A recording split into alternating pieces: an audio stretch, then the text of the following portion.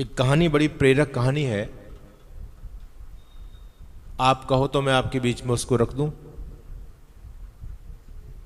आप सभी सुनने के लिए उत्सुक हैं, लेकिन कहानी बहुत जबरदस्त है, लेकिन है बहुत छोटी। 1 मिनट की भी कहानी नहीं है। यदि आप लोग अलर्ट नहीं हुए तो उस कहानी का रहस्य आपकी समझ में नहीं आएगा।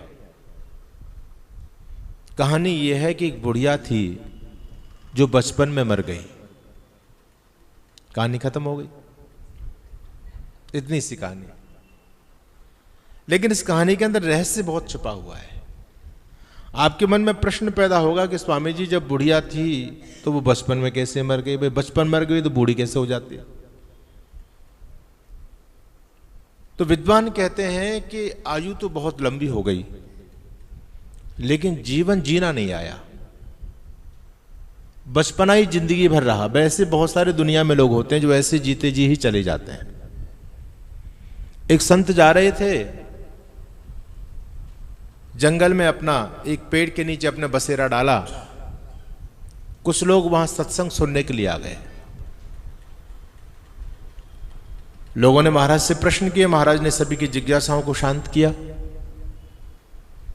लोगों ने निवेदन किया कि महाराज, अब संध्या का समय है, रात्रि हो जाएगी, अब आप नगर में चलो, वहां भोजन प्रसादी लेना। संत ने कहा कि देखो, मैं उसी का अन्न ग्रहण करता हूं जो मेरे प्रश्नों का जवाब देता है। लोग डर गए, बोले महाराज आप विद्वान, हम सामान्य से गृहस्थी लोग हैं, भला हम आपके प्रश्नों का क्या जवाब देंगे? तो संत ने कहा कि मैं कोई बहुत गंभीर प्रश्न आपसे नहीं पूछूंगा, मैं तो सामान्य जानकारी के लिए कुछ बातें आपसे पूछूंगा। एक बहुत समझदार बुजुर्ग व्यक्ति थे। उन्होंने सोचा कि संत यदि भूखे रह गए तो पाप लगेगा, इसलिए इनका ऐसा संकल्प है तो मैं इनके सामने प्रस्तुत हो जाता हूं। कहा महाराज पूछो, आप क्या पूछना चाहते हैं? तो संत ने कहा दादा तुम्हारी उम्र कितनी है? दादा बोले मेरी उम्र तो महाराज मुश्किल से 15 साल है। जब उसने ये जवाब दिया कि मेरी उम्र तो मुश्किल से 15 साल है, तो लोग हंसने लगे। बोले 15 साल? शमशान तुम्हारा इंतजार कर रहे हैं, हाथ में लाठी है, कमर झुकी हुई, चला जाता नहीं है, कभी भी राम नाम सत्य हो सकती है, और तुम 15 साल के बन रहे हो? संत ने भी कहा दादा, अरे लगते तो तुम 90 साल के हो और 15 साल बता रहे हो। दादा ने कहा महाराज इस शरीर को तो 90 साल ही हो गए, इस संसार में आए तो मुझे 90 साल ही हो गए, लेकिन जीवन ऐसे ही निकल गया, कुछ समझ में नहीं आया, कुछ पल्ले ही नहीं पड़ा, व्यर्थ में जीवन बर्बाद हो गया। मैं तो अपनी उम्र उसे ही मानता हूं जब से जीवन समझ में आया है, और जब से जीवन समझ में आया, जब से इस जीवन का एक एक क्षण उपयोग मैंने करना शुरू कर दिया, वो तो मेरा जीवन है। वो उसी उम्र तो मेरी है जिसका मैंने उपयोग कर लिया। बाकी तो उम्र जितनी निकल गई वो मेरी कहां, वो तो बर्बाद हो गई सारी की सारी। निवेदन मेरा यह है कि हमारे ये जो सत्संग होते हैं जगाने के लिए होते हैं। वस्तुतः हम लोग सोए हुए हैं। ये विद्वान, ये मनीषी, ये चिंतक, ये साधु हमको बार बार जगाने के लिए आते हैं। आप जो 7 दिन का कार्यक्रम करते हैं ना, ये इसीलिए आते हैं कि विद्वान कह के जाते हैं जागते रहो जागते रहो, कहीं हम सो ना जाएं। सोया हुआ केवल उसे ही नहीं माना जाता कि जो व्यक्ति चद्दर तान करके बिस्तर पर सो जाए, बल्कि सोया हुआ वो भी होता है जो व्यक्ति अपने कर्तव्यों को भूल जाता है, वो भी सोया हुआ ही होता है। दुनिया में अंधे लोग ज्यादा हैं या आंखों वाले लोग ज्यादा हैं? क्या मानना है आप लोगों का? क्यों जी बताओ, बड़ा विचित्र प्रश्न है। अंधे लोग दुनिया में ज्यादा हैं या आंखों वाले लोग ज्यादा हैं? कोई कह रहे आंखों वाले ज्यादा हैं, कोई कहते हैं अंधे ज्यादा हैं। एक बार अकबर ने बीरबल से प्रश्न किया, बीरबल तुम बहुत बुद्धिमान माने जाते हो, मेरी जिज्ञासा को शांत करो। बीरबल थे तो बहुत बुद्धिमान।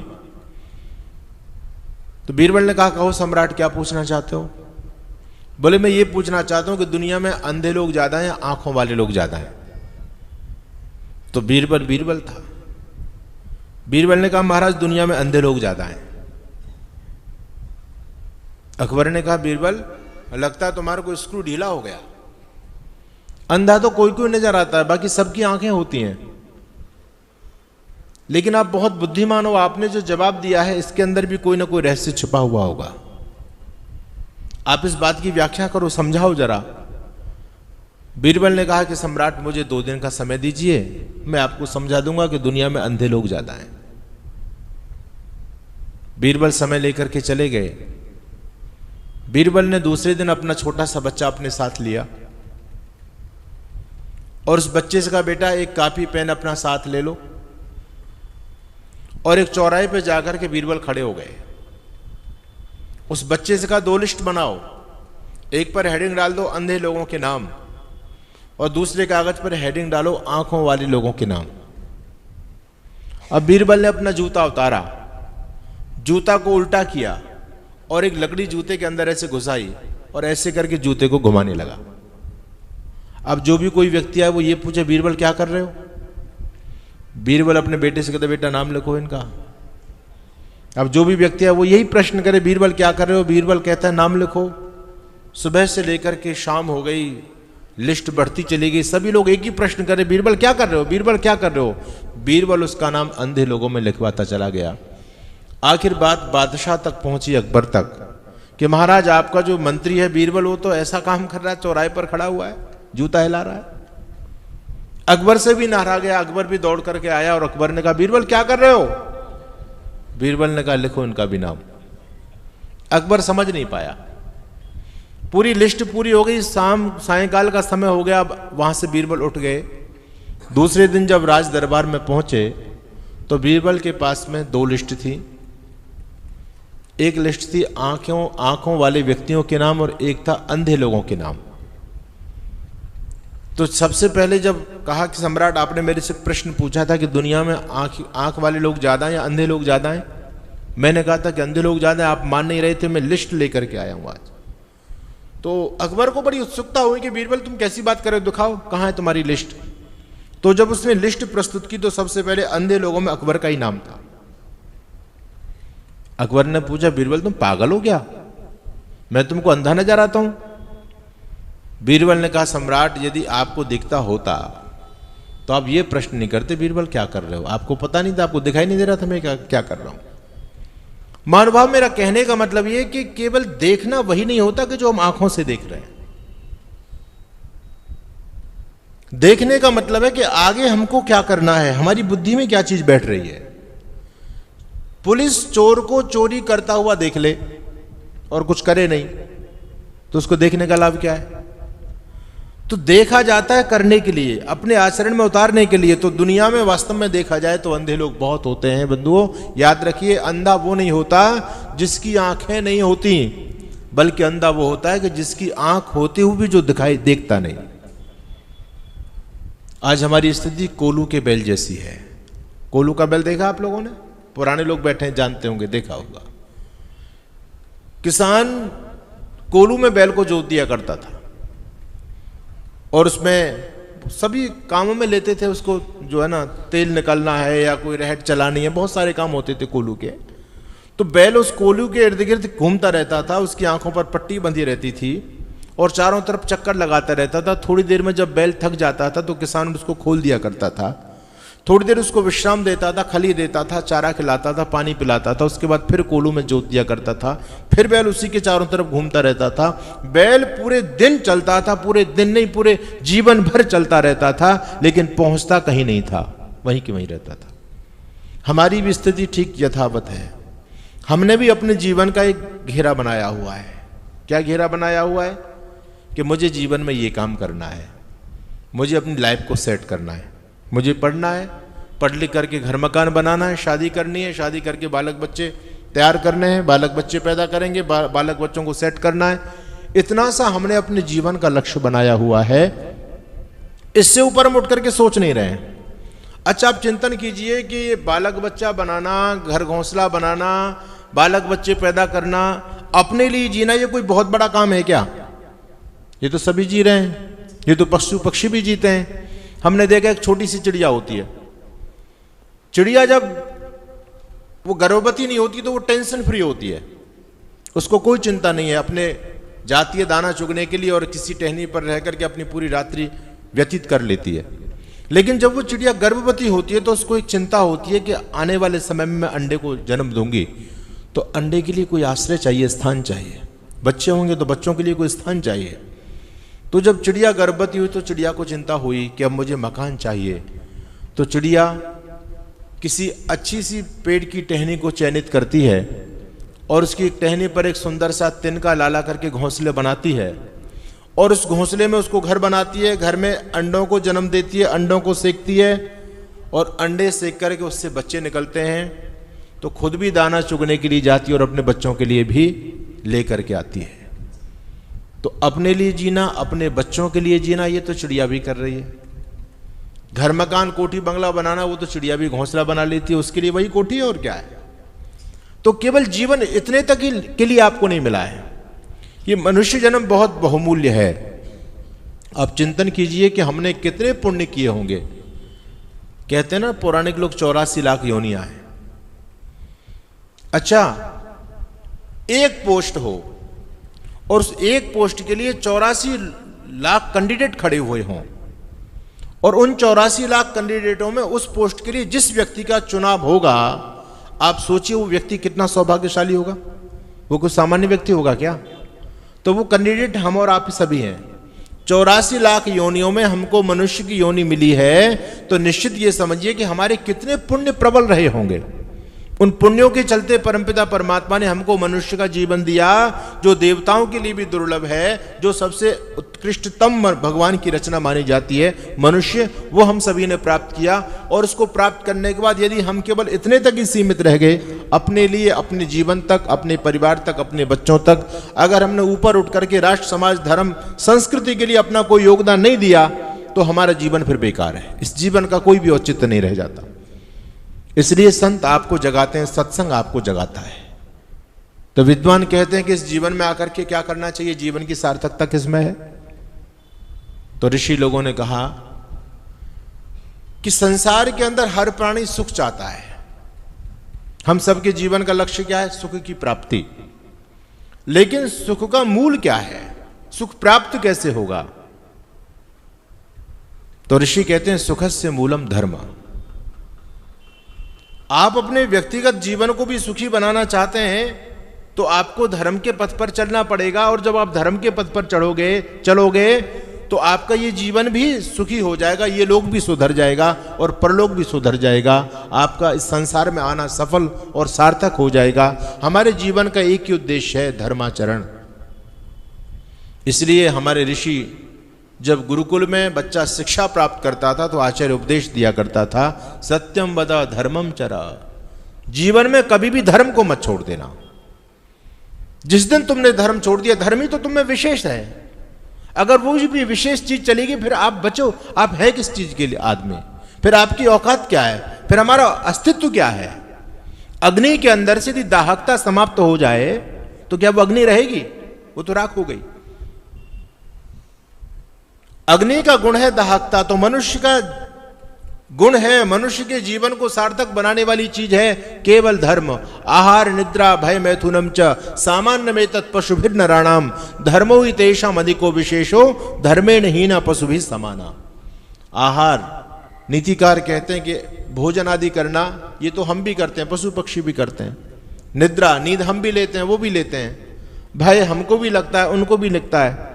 मैथुनम च, बालक बच्चे पैदा हम भी करते हैं, वो लोग भी करते हैं, सभी कर रहे हैं। तो फिर हमें अंतर क्या है? तो ऋषि लोगों ने एक लाइन खींच दी, धर्मो ही तेषाम अधिको विशेषो। हम लोगों में और उन लोगों में जो सबसे बड़ी चीज है, जो हमको उनसे अलग कर देती है, वो है धर्म। और यदि मनुष्य जीवन को प्राप्त करके हमने धर्माचरण नहीं किया, हम धर्म के पथ पर नहीं चले, तो फिर हम में और उनमें कुछ अंतर नहीं रह जाता। इसलिए ये जो कार्यक्रम आपको किए जाते हैं, कभी आपके मन में प्रमाद ना आ जाए, कभी आप आलस में न डूब जाएं, आप अपने पथ से कभी भटक ना जाएं, कभी विचलित ना हो जाएं। इसके लिए विद्वान आपको बार बार आकर के बताते रहते हैं कि जागो, अपने लक्ष्य की तरफ आगे बढ़ो। अगर हमारा जीवन ऐसे सोते सोते निकल गया तो बहुत घाटे का काम हो जाएगा। और वास्तव में देखा जाए तो हम लोग सभी सोए हुए हैं। कैसे सोए हो? एक बात मैं आपको दृष्टांत के द्वारा समझा रहा हूं। हम सभी ये मानते हैं कि ये जीवन क्षण भंगुर है। क्षण भंगुर का अर्थ समझते हैं आप लोग? क्षणभंगुर का मतलब अभी पथिक जी कह रहे थे ना कि ये कोई दावा नहीं कर सकता है मैं कल का उगता हुआ सूरज देख ही पाऊंगा। ठीक है, हम एक विश्वास के साथ में जीते हैं, भगवान से 100 वर्ष की आयु की कामना करते हैं, ये प्रार्थनाएं हैं, लेकिन ये जरूरी नहीं है कि मैं 100 वर्ष तक ही रहूंगा इस दुनिया में। किसी का कोई भरोसा नहीं, किसी का कोई पेटेंट नहीं है, कोई पक्का पट्टा नहीं है किसी का।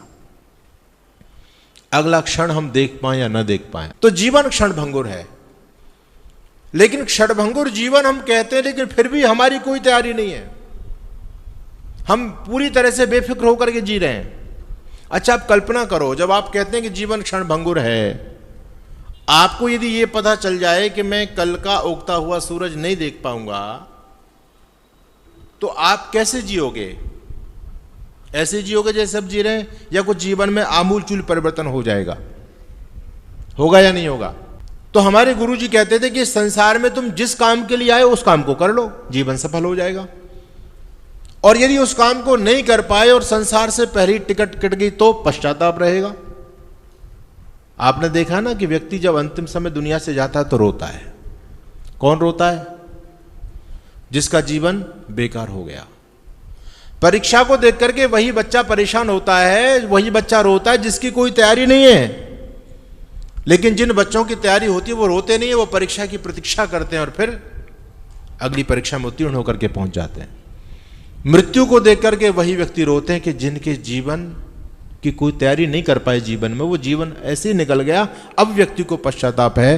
तो विद्वान कहते हैं जीवन में आपको पश्चाताप ना रहे वो काम कर लो, और जब वो काम यदि आपने सबसे पहले प्राथमिकता से यदि आपने वो काम किया बंधुओं, फिर आपको कोई पश्चाताप नहीं हो सकता। फिर तो आप जाने के लिए तैयार बैठो। उदाहरण के लिए, जैसे आप यहां से डीएम ऑफिस जाओ, आपको कोई काम हो डीएम साहब से, प्रधान जी, तो आप पहुंचे, अब आपका काम हुआ नहीं, और वो जो डीएम ऑफिस के कर्मचारी आपको जबरदस्ती भगाए, बोले जाओ भाई, जाओ यहां से, जाओ यहां से, भागो यहां से, भागो यहां से। आप कहेंगे भाई ऐसे कैसे चले जाएंगे, हम जिस काम के लिए आए उस काम को तो हम करेंगे पहले, ऐसे थोड़ी चले जाएंगे। लेकिन आपके जाते ही आपका काम हो जाए तो फिर आप रुकोगे 5 बजे तक? बोले डीएम तो 5 बजे तक बैठ जा भैया, अभी तो मेरे पास 8 घंटे हैं, अभी तो मैं रुकूंगा। कोई नहीं रुकता। आदमी जिस काम के लिए आया वो काम यदि हो जाए तो फिर दुनिया से जाना कोई पश्चाताप। ऋषि दयानंद को देखो, ऋषि दयानंद जी महाराज के जीवन के 2 लक्ष्य थे, ईश्वर की प्राप्ति और मृत्यु पर विजय। ऋषि दयानंद जी महाराज ने दोनों को प्राप्त किया, अपने जीवन के दोनों लक्ष्यों को प्राप्त किया। और जब अलकनंदा को वो पार कर रहे थे तो उनको ये लगा कि अब इस शरीर को मैं अलकनंदा में ही छोड़ दूं। जिस काम के लिए मैं दुनिया में आया वो काम तो मैंने कर लिया, लेकिन उन्होंने सोचा कि भाई मुझको तो ये दोनों लक्ष्य प्राप्त हो गए, लेकिन अभी तो बहुत सारे लोगों को उस रास्ते से जोड़ना है।